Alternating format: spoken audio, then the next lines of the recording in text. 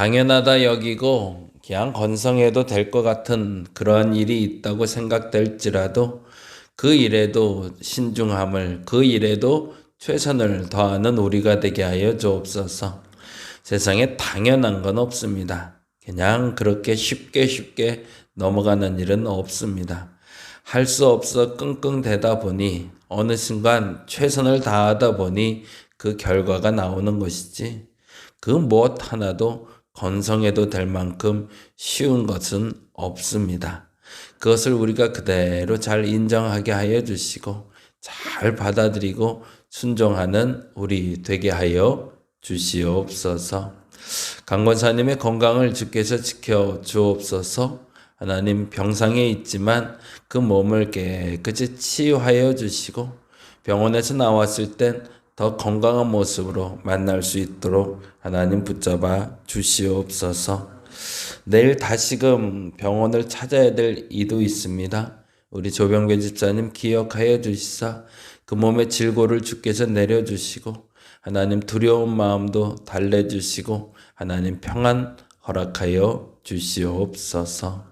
인도네시아 출장 중인 우리 김민재 권사님도 그 모든 일정 잘 마무리하고 잘 다녀오게 하시고, 무엇보다도 이번 한 주는 저희가 27일부터 28일 있을 1박 2일에 저희들의 야외 예배를 위해서 기도하오니 그 모든 여정 가운데 안전과 좋은 추억으로 함께하여 주시옵소서. 오늘도 감사합니다. 고마우신 예수님 이름으로 기도드립니다. 아멘, 아멘. 오늘은 여호수아 말씀 보는 날이고요. 여호수아 1절에서 5절. 여호수아 봅니다. 여호수아 7장 328페이지. 예, 여호수아 328페이지입니다. 300.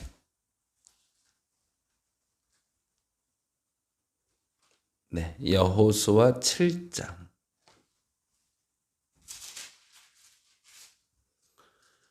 여호수아 7장 1절에서 5절.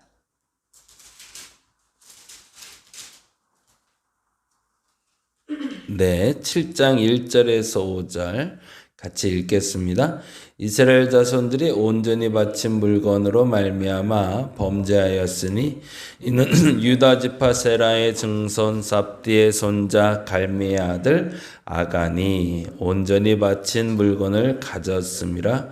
여호와께서 이스라엘 자손들에게 진노하시니라.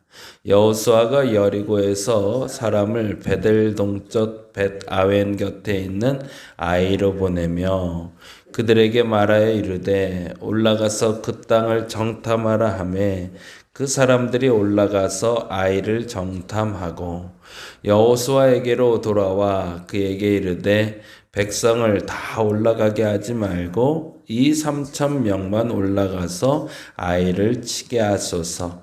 그들은 소수이니 모든 백성을 그리로 보내어 수고롭게 하지 마소서 하므로 백성 중 3,000명쯤 그리로 올라갔다가 아이 사람 앞에서 도망하니 아이 사람이 그들을 36명쯤 쳐 죽이고 성문 앞에서부터 스바림까지 쫓아가 내려가는 비탈에서 쳤으므로 백성의 마음이 녹아 물같이 된지라. 아멘. 7장과 8장은 아이성 전투를, 그리고 구정엔 기브온 주민들이 여호수아를 속이고 이스라엘 백성들에서 하나님의 제단에 나무를 패며 물을 깃는 자가 되는 장면까지가 7장, 8장, 9장까지 이야기가 돼요. 사실은 그래서 여호수아 전쟁의 가장 결정적인 사건은 6장에 나온 여리고 사건과 7장의 아이성 싸움, 그리고 기브온 전투 3가지 정도가 될 것 같습니다. 그 중에 여리고 전쟁은 어제 다루지 않았지만 우리가 잘 아는 대로 7나팔이 불려지던 그때에 여리고성이 무너져 이스라엘 백성들이 여리고성을 한 번에 점령하는, 그래서 칼 한 번 쓰지 않고 그리고 스스로 전쟁을 준비하기보단 하나님이 이기는 전쟁, 그 전쟁에 대해서 경험하는 게 여리고 전쟁이었습니다. 그러니 그 여리고 전쟁을 통해서 이스라엘 백성들은 알았어야 되는 거죠. 알았어야 되는 건 이 전쟁은 하나님께 속한 것이다 라는 것 알았어야 되고, 그리고 무엇을 하든 최선을 다해야 된다라는 걸 알았어야 되는데, 안타깝지만 이스라엘 백성들도 우리랑 같은 성정을 가진 사람들이다 보니 그 교만함이 하늘을 찔렀던 것 같아요. 여리고 전쟁 이기고 나 보니까 뭐까짓 거 이거 전쟁 별거 아니네 라는 생각이 들었겠죠. 그러니 이러한 일들이 벌어짐을 우리는 보게 됩니다. 그래서 어떤 일을 만나든 그것이 작은 일이든 큰 일이든 우리가 어떤 마음 자세로 행해야 되는지를 오늘 본문 아이성 싸움에서 알려주고 있습니다. 7장 1절 다시 한번 읽어볼까요? 7장 1절 같이 한번 읽어보겠습니다. 이스라엘 자손들이 온전히 바친 물건으로 말미암아 범죄하였으니 이는 유다 지파 세라의 증손 삽디의 손자 갈미의 아들 아간이 온전히 바친 물건을 가졌음이라 라고 되어 있어요. 다른 말로 말하자면 세상에 원인 없는 결과는 없다는 거죠. 안타깝지만 이스라엘 백성들은 하나님께 온전히 바친 게 뭔지를 알지 못했던 겁니다. 하나님께 이런 정도만 바치면 될까? 이 정도만 하면 되겠지라고 생각했던 건데 안타깝지만 그게 아니라는 거죠. 그리고 또 중요한 단어가 나오는데요. 유다 지파 세라의 증손 삽디의 손자 갈미의 아들 아간이라고 분명하게 밝힌 것이 중요합니다. 이 원인 제공자가 유다 지파의 골수라는 거예요. 그러니 이 사람은 당연히 아니겠거니 라고 생각할 만큼 분명한 뼈대 있는 집안. 우리는 보통 그렇게 생각하거든요. 사람을 의심하되 그 의심하는 기준, 사람을 평가하되 그 평가하는 기준이 편견일 때가 있어요. 그래서 어떤 사람은 뭐를 해도 그냥 믿어주는 사람이 있고요. 어떤 사람은 뭐를 해도 의심받는 사람이 있어요. 그래서 아무리 잘해도 잘한 것에 대해서 제대로 평가받지 못하는 사람이 있는 반면에 어떤 사람은 아무리 적당히 해도 그 적당히 하는 거에 대해서도 인정해 주는 사람들이 있더라고요. 그러니까 뭘 해도 미운 사람이 있고 뭘 해도 좋은 사람이 있는 거죠. 그래서 대통령이 이번에 고민이 많을 거예요. 국무총리 다시 뽑아야 되고 비서실장 이번에 정무수석 뽑았다고 하는데 쉽지 않을 거예요. 왜냐하면 뭐 해도 미워하는 사람이 있고 뭐 해도 좋아하는 사람이 있으니 그 중간의 역할을 할 사람을 뽑는 게 참 중요하겠죠. 근데 이유가 오늘 본문에서 이렇게 얘기합니다. 유다 지파 세라의 증손 삽디의 손자 갈미의 아들 아간이라도 믿지 말라라는 거죠. 그 사람이라 할지라도 실수할 수 있다. 설마 그 사람은 아니겠지 라고 생각하는 사람도 실수할 수 있다. 근데 어떤 실수를 한 거죠? 하나님께 온전히 바친 물건에 손을 댔답니다. 다른 말로 말하자면 원인 없는 결과가 없다는 거죠. 너희들의 아이성 전투가 실패했을 때 그것이 다른 많은 이유도 있지만 설마 이 사람은 아니겠거니, 설마 나는 아니겠지 라는 생각으로 나태하고 그리고 적당히 생각하면 큰일 당할 수 있다라는 이야기를 하고 있는 거죠. 그래서 원인 없는 결과 이전에 먼저 알아야 될 건 세상에 당연한 건 없다라는 겁니다. 이 정도면 됐지라고 생각하는 마음, 저와 여러분에겐 다시 한번 각정하는 시간이 됐으면 좋겠습니다. 내가 신앙생활 이 정도 하면 하나님이 복 주시겠지. 내가 이 정도 성경 알면 사람들이 나 신앙인이라고 알아주겠지. 이 정도 공부하면 100점 맞겠지. 라고 생각할 때 항상 결과는 안 좋더라고요. 그런데 만일에 내가 조금이라도 그 긴장 상태를 놓치지 않고 최선을 다할 때는 그때는 좋은 결과가 나타나더라는 거죠. 세상에 당연한 건 없습니다. 그래서 당연하다 여겨지는 것들에 대해서 다시 한번 검증하는 시간이 오늘이 되시기를 간절히 바랍니다. 그래서 좀 더 열심히 점검해야 되고 좀 더 열심히 최선을 다해야 되는 거죠. 설교를 준비하는 저도 그렇고 여러분도 그렇고 주일 예배 당연히 드리는 건데 거기는 당연히 가는 거지. 그렇게 생각하다 보면 나태해질 수 있으니 주일 예배에 대해서도 긴장감을, 헌금할 때도 긴장감을, 그리고 어떤 사람을 만날 때도 그 긴장감을 놓치지 말아야 된다는 거죠. 그리고 앞서 말씀드린 대로 두 번째가 사실은 원인 없는 결과는 없다라는 겁니다. 앞서 말씀드린 대로 온전히 바친 물건에 손을 댄 유다 자손 아간으로 말미암아 전쟁은 패했다라고 이야기하고 있습니다. 그래서 그 전쟁에 패한 첫 번째 원인은 아간이 하나님의 것에 잘못 손을 댔다가 첫 번째 원인입니다. 더 중요한 건 이것이 이 전쟁에 진 절대적인 원인이 아니라는 거예요. 근데 사람들은 또 하나의 편견이 있어요. 뭔가 일이 잘못됐을 때 하나를 잘못해서 그렇다고 착각을 해요. 그렇지 않다는 거죠.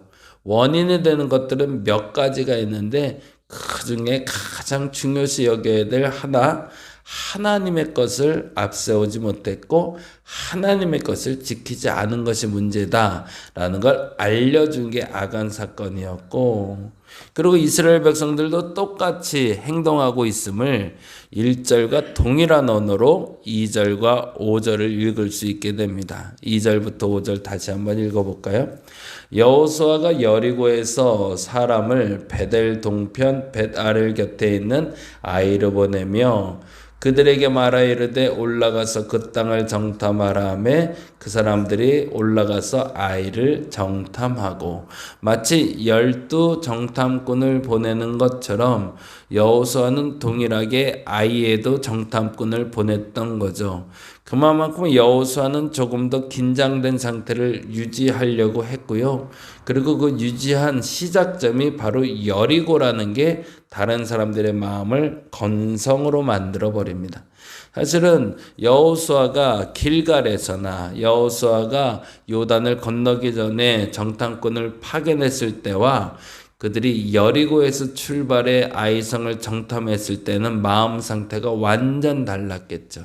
왜냐하면 길갈에서 정탐할 때와 요단 동편에서 정탐할 때까지만 해도 저 성을 우리가 과연 넘어설 수 있을까? 그 두려움과 긴장감으로 들어갔지만 여리고에서 출발하는 사람들은 까짓거 여리고와 같은 어마어마한 성도 무너뜨렸는데 우리가 이 성까지야?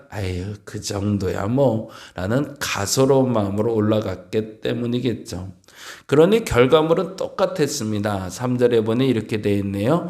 여호수아에게로 돌아와 그에게 이르되 백성을 다 올라가게 하지 말고 이 3,000명 올라가서 아이를 치게 하소서라고 얘기해요. 왜요? 그들은 소수이니 모든 백성을 그리로 보내어 수고롭게 하지 마소서라고 얘기합니다. 적당히 해도 될 것 같아요. 너무 열심히 안 해도 돼요 라는 얘기죠. 그런데 내심 여호수아는 염려하며 4절에 보니 백성 중 3,000쯤을 올려보냅니다. 2,000~3,000명이라고 하니 그래도 그 중에 최대 수치로 여호수아가 파견을 한 거죠.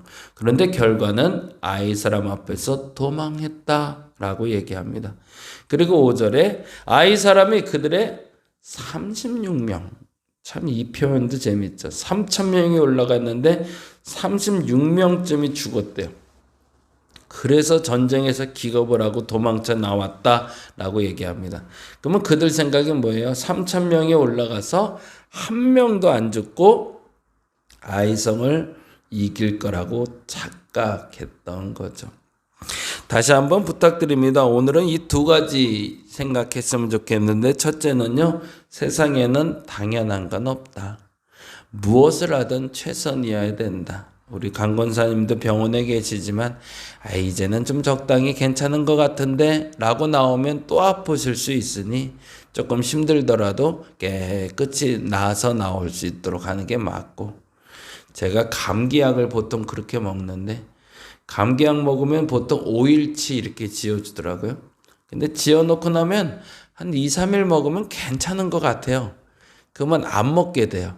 그러면 도로 병원 다시 가서 또 5일치를 다시 지어야 되더라고요. 왜냐하면 내가 적당히 나은 것 같아서 약을 안 먹는 바람에 그 뿌리가 안 뽑혔기 때문이죠. 무엇을 하든 소소하게 보지 않고 신중하게 보고 당연한 것은 없다 여기고 최선을 다할 수 있기를 간절히 바랍니다. 그리고 또 하나, 무엇인가 문제가 터졌을 땐 반드시 원인이 있다. 그 원인이 무엇인지를 분명히 아는 내가 되게 해달라고. 근데 그 원인은 꼭 하나만이 아니라 여러 가지가 될 수 있고, 누구만이 아니라 누구, 그리고 어떤 일들도 일어날 수 있다라고 인정하는 오늘 한날 되시기를 간절히 바랍니다. 기도하겠습니다.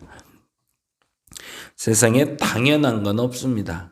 이 정도 하면 되겠지 라고 생각할 때 문제는 항상 터집니다. 이쯤이면 안심해도 되겠지 라고 할 때 긴장을 놓쳐서 사고가 나는 거고, 이쯤 하면 되겠지 라고 생각했을 때 꼭 완결되지 않아서 뚝은 무너지고 맙니다. 세상에 당연한 건 없습니다. 처음부터 끝까지 항상 최선이어야 합니다. 하나님, 원인 없는 결과가 없음을 알게 하시니 감사합니다. 누군가의 잘못일 수도 있고 우리 모두의 실수일 수도 있습니다. 그래서 그 결과가 안 좋은 겁니다. 원인을 분명히 알고 원인을 잘 제거하는 우리 되게 하여 주시옵소서. 그리고 무엇보다 세상에 당연한 건 없다 생각하고 오늘도 최선을 다하는 저들 되게 하여 주시옵소서. 오늘도 감사합니다. 고마우신 예수님 이름으로 기도드립니다. 다 같이 기도하고 돌아가겠습니다.